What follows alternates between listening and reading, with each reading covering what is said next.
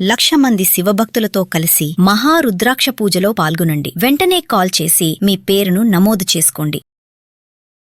నమస్తే, welcome back to Suman TV. Present మనతో పాటు ఉన్నారు business analyst doctor Nandi Rameshwar Rao గారు. నమస్తే సార్. సార్, 1 lakh శాలరీ వస్తున్నా కూడా మంత్ ఎండింగ్ వచ్చేటప్పటికి జీరో బ్యాలెన్స్, అంటే ఆదాయంతో పాటు మైనస్ బ్యాలెన్స్ ఆదాయంతో పాటు సార్ పెరుగుతున్న ఖర్చులు ఇదే సమస్య అంటారా? ఎందుకు ఎంత లక్షల జీతం వస్తున్నా కూడా ఎందుకు మిగలట్లేదు అని అంటే? అరచేతిలో రేఖలు ఉంటాయి, రేఖలు చూస్తే చెప్పాలి, నేను చెప్పలేను క్వశ్చన్. ఏ ఆస్ట్రాలజర్కి వెళ్ళాలి. ఎందుకంటే తడి తక్కువ తమాషా ఎక్కువ అని ఒక సామెత ఉంది. నేను ప్రతి నా వీడియోస్ చాలా మంది ఫోన్ చేస్తారు, ఈ వీడియోలో ఈ పంచి బాగా చేసిన అంటే అర్థం కావడానికి, నాట్ టు టేక్ లైట్. ఎన్లైటెన్గా ఉంటుంది, కొద్దిగా మసాలా ఉండాలి కాబట్టి. ద ఫ్యాక్ట్ ఏంటంటే మనం యథా రాజా తథా ప్రజ అని ఒక సామెత ఉంది.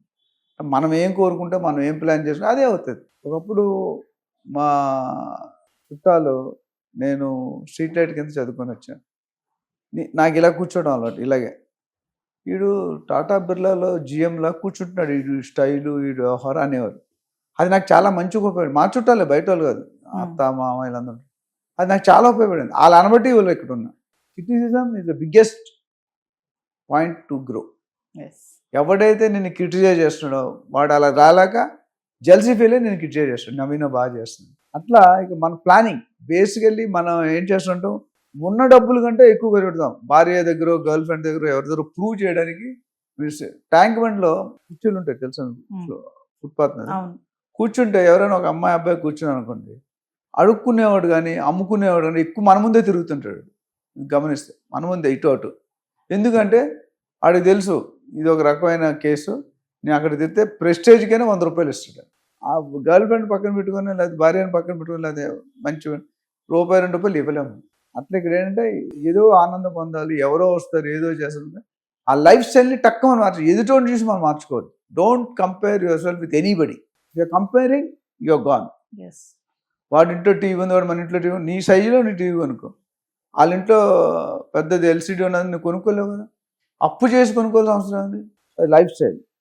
దెన్ పూర్ బడ్జెటింగ్, అంటే ప్లానింగ్ లేదు. నాకు 1,00,000 వస్తుంది, నా జనరల్ రూల్ ఏంటంటే నీకు వచ్చిన మొత్తంలో 50,000 1,00,000 రూపాయల శాలరీలో 30-35% సేవింగ్ చేయాలి. ఖర్చు పెట్టాక మిగిలితే సేవ్ చేస్తా అనేది is heading towards a dead end. Save చేసి మిగతా దాంట్లో అడ్జస్ట్ అవ్వండి, your life will be good. ఎందుకంటే పచ్చడి మెదలు తిన్నా పర్లేదు, లేకుంటే అప్పులు చేసి రేపు వచ్చి కొడతారు, లేదా జైలు వేస్తారు, రికవరీ ఏజెంట్స్ వస్తారు, అవునా? అదే. So EMIs is a basic burden to. ఇప్పుడంటే లేడీస్ జెంట్స్ ఇద్దరు పనిచేసిన కొంతవరకు బెటరు. లేకపోతే ఏంటి, మా అక్క వచ్చింది షాపింగ్కి వెళ్తాను, కార్డు అడుగుతారు. మీరు కూడా అడుగుంటారు కొన్ని తెలియదు. ఎలాగైనా రప్ప రప్ప రప్ప అని కట్ చేస్తుంటారు. వీడి కింద మీద టెన్షన్ అయిపోద్ది. సో నేను చెప్తున్నట్టు మన సేవింగ్స్లో 1/3 of your savings should be undoubtedly పక్కన పెట్టారు. అన్నీ బాగుంటే మటన్ బిర్యానీ తింటావు, లేకపోతే దాల్ రొట్టె తింటావు, లేకపోతే పచ్చడి అన్నం తింటావు. అప్పుడు నువ్వు సేఫ్ ఉంటావు. ఇక్కడ ప్రస్తుత జనరేషన్లో ఒళ్ళు చెమట లేకుండా తడకుండా, కుర్చీలో లేకుండా, ఎవడైనా 3,00,000 శాలరీ ఇస్తే హ్యాపీ ఉంటాడు. ఎవడిస్తాడు? ఇక్కడ 24 గంటలు 12, ఇప్పుడు నేను ఇప్పటికీ 12-11 గంటలకు అసలు అవసరం లేదు నాకు. Actually frankly I'm okay. But నేను ఖాళీ కూర్చుంటే ఏదో ఐడియాలన్నీ వస్తాయి. పని చేసి involve, I keep my self engage. 5:30 to 9:30 continues with break of 1/2 hour 1 hour in the lunch time. I enjoy working. నువ్వు చూస్తాను కట్ ఆఫ్లు ఏంటో, రికార్డింగ్, రీటేక్ ఉండు, ఎన్ని అడిగినా నువ్వు చెప్పు, ఏ క్వశ్చన్ అడిగినా. అలా కష్టపడేవాడు ప్లానింగ్ పైకి వస్తుంది. సో ఈఎంఐస్ బర్డెన్ తగ్గించుకోవాలి. ఇప్పుడు మనకి ఈఎంఐ కట్టుకునే సమత 30,000 ఉంది, నువ్వు 60,000 తీసుకుంటావు. కట్టుదో నెల రేపటి ఇంక్రిమెంట్ వస్తుంది. గుర్తు మీరు చూసుకుంటే మార్కెట్లో రేట్లు పెరిగినంత జోరుగా ఎంప్లాయీస్ శాలరీస్ పెరగట్లేదు. పెరుగుతున్నాయా? పెరగట్లేదు. అది దృష్టిలో పెట్టుకోవాలి. నెక్స్ట్ ఆరాటం, అంటే మనకు బడ్జెట్ లేకపోయినా పెద్ద ఇల్లు తీసుకుని ఉండాలి. మీరు చూడండి, పెద్ద పెద్దలు అందరూ ఇంట్లో రెంటింట్లోనే ఉంటారు, ఓన్ హౌస్లో ఉంటారు. వాళ్ళు తెలివైన వాళ్ళు, వైజ్ పీపుల్. తెలివిలో ఉన్నాడే కొనుక్కుంటాడు, తెలివి ఉన్నాడు ఎవడు కొనుక్కోడు. ఎందుకంటే 1 కోటి రూపాయలు నువ్వు ఇందాక నేను అన్నట్టు ప్లాట్లో పెడితే 4 సంవత్సరాలు వేసిన 2 కోట్లు. మన రెంట్ 3 bedroom 25,000 30,000 ఎంత అయిందమ్మా సంవత్సరానికి? 3.5 లక్షలు. 3.5 లక్షల కేసం నువ్వు ఎంత వదులుకుంటున్నావు? సంవత్సరానికి 20%. ఆ ప్లానింగ్ ఉంది. అంటే ఏ ఏజ్, కొన్ని పారామీటర్స్ ఉన్నాయి, ఏజ్, పేరెంట్స్, స్కూలు, అవన్నీ కూడా ఉంది. Next dining out. Luxury travel, international trips. మనకి ఇక్కడ మంత్ ఎండ్ రాగానే ఎవరు డబ్బులు ఇస్తారు, ఎక్కడ డబ్బులు వస్తాయి, అమ్మని అడగాల, నాన్న అడగాల, ఫ్రెండ్ని అడగాల, ఇవన్నీ ఉంటాయి.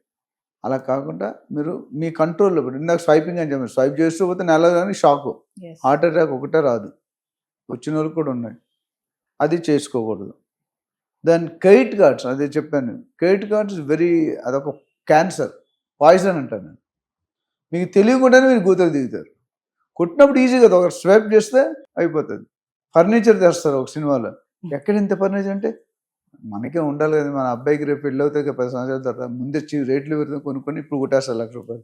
అటు 10,000 చాలు, అక్కడ ₹1,00,000 అవసరం లేదు.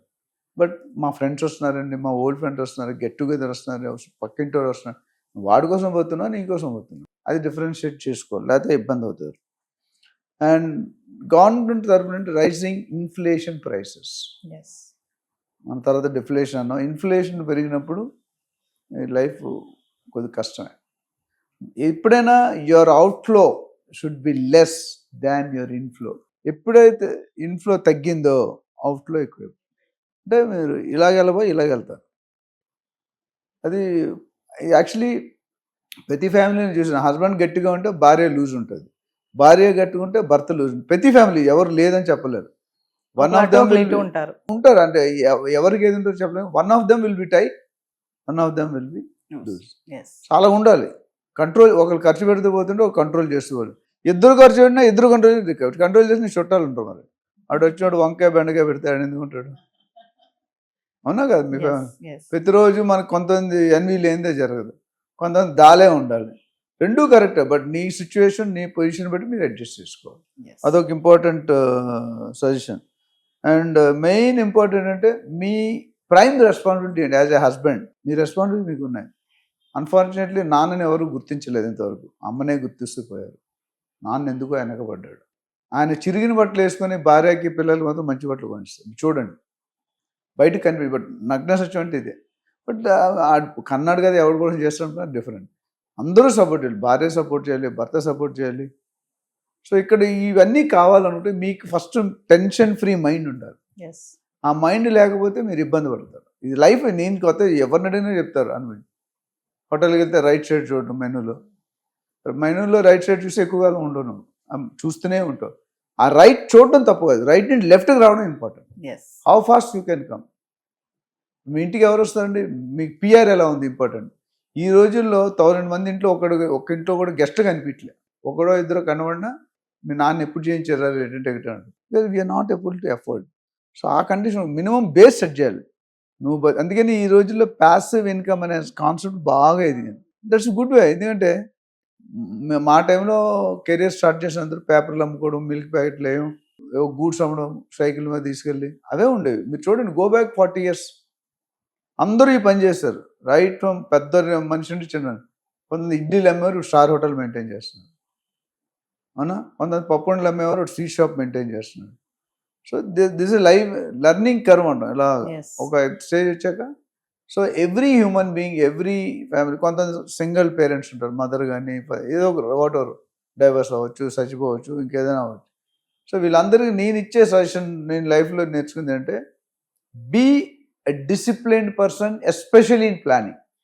మీరు డిసిప్లైన్గా ప్లాన్ చేసుకుని అద్దులు దాటుకుని ఉంటే your life is going to be well settled. మీ తాతగారి కంటే మీ నాన్నగారు బాగా బతికారు, మీ నాన్నగారి కంటే మీరు బాగా బతుకుతున్నారు, మీకంటే మీ పిల్లలు బాగా బతుకుతారు, మీ పిల్లల కంటే మీ మనోళ్ళు. నా కళ్ళు ముందు చూశాను. ఎందుకంటే మీరు ఏ విధంగా బిహేవ్ చేస్తే మీ అబ్బాయి ఆ విధంగా చేస్తారు, దాన్ని వేసి సోళ్ళు పండవు కదా. బట్ చాలా మంది పిల్లల ముందు అన్ని వ్యవహారాలు చేస్తారు. కొంతమంది కాన్ఫిడెన్స్, పిల్లల ముందు చేసినట్టు మా నాన్న తాగితే నేను తాగితే తప్పేందంటారు. నేను లైఫ్ టైంలో అంటే బాగుండదని చెప్తే, క్రెడిట్ కార్డ్ అనేది ఒక్కసారి వాడలేదు లైఫ్ టైంలో. Not own single. Rome, India మొత్తం 23 రాష్ట్రాలు, బయట 4-5 గంటలు తిరిగాను. I never use a credit card. ఈ డెబిట్ కార్డ్ వచ్చే అది కూడా చాలా తక్కువ. ఎందుకంటే ఆ ప్లానింగ్, ఆ కంట్రోల్ ఉంటే nobody can stop your growth. Friends అంత చెప్తాడు, ఆ నలుగురు ఏమంటారా అంటే మా నాన్నమ్మ, ఆ నలుగురు ఎవరు నాకు ఇప్పటికీ ఎదుగుతున్న టార్చర్ నాకు నువ్వు చెప్తే నీకు తెలుసే చెప్పు. ఆ నలుగురు ఏమనుకుంటాను, నువ్వేమనుకుంటావు, నీకు నచ్చించే. వాడు చేస్తున్నాడు. ఇప్పుడు రియల్ ఎస్టేట్లో ఏమైంది, ఒకటి 30-40 years నుంచి చేస్తున్నారు. వాళ్ళు మంచిగా ల్యాంబర్గిని, పోర్షే ఇవన్నీ కార్లు కొనుక్కుంటారు. నీకు అనుభవం లేదు, ఆ బిజినెస్ స్టార్ట్ చేస్తావు అప్పు చేసి, అది సక్సెస్ అవ్వు. సో నా గరక నా గట్టు. So where your confident, where your happy, మీ సాటిస్ఫాక్షన్, జాబ్ సాటిస్ఫాక్షన్ అయితే నువ్వు ఎంత చేసి ఎంత శాలరీ ఇచ్చినా వేస్ట్. ఇప్పుడు కేసులు అడిగితే నీకు ఒక దగ్గర 2 లక్షల శాలరీ, వాడు పొద్దున్న 8 నుండి రాత్రి 10 దాకా బాగుతాడు. ఇంకో దగ్గర 1,50,000, వారానికి 5 days 6 days. నేను రెండోది ఎత్తుక్కుంటాను.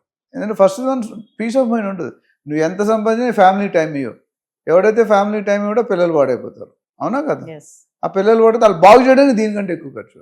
సో ఓవరాల్గా నేను చెప్పేది ఏంటంటే హ్యావ్ ఏ గుడ్ ప్లాన్. మీకు తెలియకపోతే అడగండి. మీ సీనియర్స్ మాలాంటి వాళ్ళు చాలా మంది ఉన్నారు, సార్ నాకు ఇంత వస్తుంది, I'm not able to plan, I'm not able to save them అని. అంటే మాలాంటి వాళ్ళు డెఫినెట్లీ విల్ హెల్ప్ దెమ్.